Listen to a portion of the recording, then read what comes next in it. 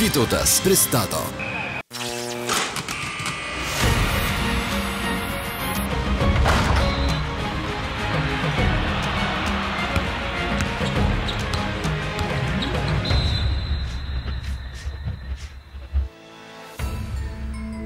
Sveiki krepšinio aistruoliai. Jūsų dėmesiui pirmoji lietuviško krepšinio anomalijų laida, kuri jūs šokiruos. Krepšinio misterijos tai ne šiaip sau laida, tai detektyvas, drama ir konspiracijų teorijos krepšinio aikštelėje. Pagrindinės diskusijos virs komentaruose, montažinėse ir dėmesio slaptose kadruose. Aš Tomas Langvinis. Krepšinio misterijose atskleisiu jums dar nematytą krepšinio pusę. Ilgai slėptą televizijų archyvose po 9 spinomis. Likite su mumis ir krepšinį pažinsite iš naujo. Tai bus skandalinga. Tai jūs šokiruos. Šiandien laidoje Robertas Javtokas uždavė rimtą mįslę fiziologams. Ar gali sportininkas tiek pašokti? Kaip Javtoko ranka atsiduria taip aukštai? Neperjunkite kanalą. Grįšime po reklamos.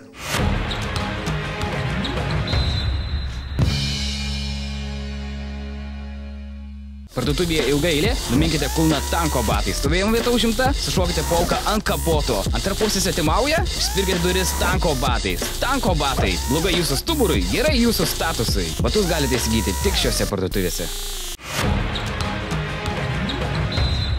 Tai krepšinio anomalijų laida, krepšinio misterijos. Standartinė gynybinė situacija. Robertas Javtokas pašoka ir švariai blokuoja priešininko metimą. Lyg ir nieko ypatingo. Tačiau krepšinio misterijų kūrybinė komanda to nepraleido parodos. Priartinę vaizdą. Matome nesuvokiamą judesį. Robertas pašoka į orą ir jau atrodytų kamuolys pralaimėtas, bet staiga jis ištiesęs ranką iškelia ją dar aukščiau. Nedelsdami kalbiname ekspertus. Kalbame su gydytoju fiziologu profesoriumi Liudviku Švėkšna. Jūs jau matėte vaizdo medžiagą. Kaip galėtumėte pakomentuoti Roberto Javtoko rankos fenomeną?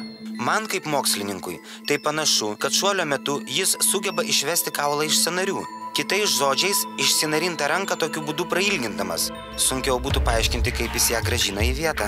Pats Robertas Javtokas atsisakė komentuoti šį epizodą, tačiau kompiuterių žaidimo ekspertas Paulius Kojukas turi kitą paaiškinimą. Tai paprasčiausias double jumpas, dvigubos šuolis. Tokį moka visi mano draugai, žaidžiantis kompiuteriniais žaidimais. Tai reikia kojomis stumti kūną šuolio metu. Niekiek nenustebau, kad tai naudojama ir krepšinyje.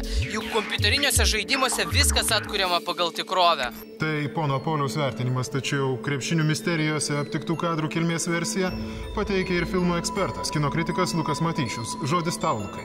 Prisiminkime kultinį 92 filmą Baltieji nemoka šokinėti. Ko jis mus išmokė? Kad valios pastangos ir užsispyrimas daro stebuklus, kad stereotipai gali būti pažaboti, nuo visos gyvenimo problemos kyla iš... Ačiū, Lukai, ačiū. Tokios ekspertų prielaidos apie Roberto Javtoko dvigubos plaštakos fenomeną. Tačiau tiesa slypi anapus aikštės.